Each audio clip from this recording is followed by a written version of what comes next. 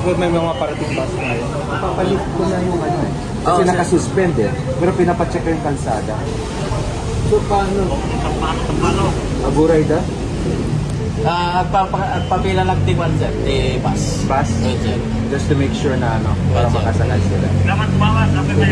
Kumbaga, ang kuha na namin sir ngayon, pagka andyan na yung bus, direct sakay na sila.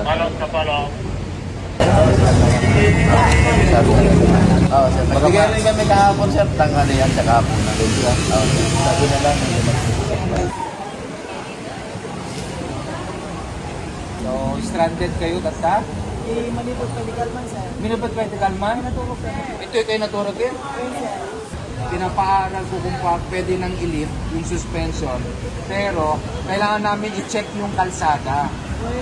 Oo, kasi baka dati landslide kasi kayo met. Diba? Baka mas lalo kayo nga madisgrasya. Relax lang. And hopefully naman, once na lifted na yung suspension, ibig sabihin, pwede na tayong bumiyahe. So I'm going to talk to the manager na pwede sila magpakain. Wala ba kayo natanggap na suspended ang biyahe? Posible.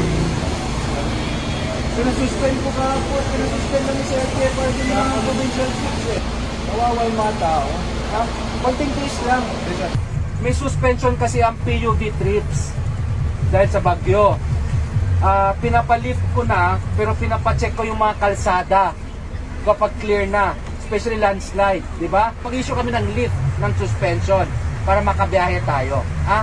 So konting tiis lang po para I have to double check kapag the roads are clear so that you can travel. We just have to wait for the lifting of the official lifting of the suspension. Okay lang? Ha? Pasensya na? Ha?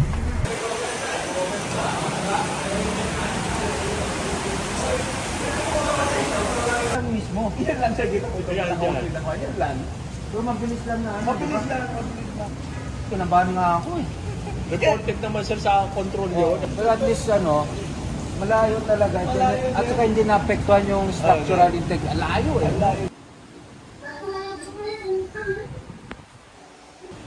Ayun sir, Okay. At least we'll see.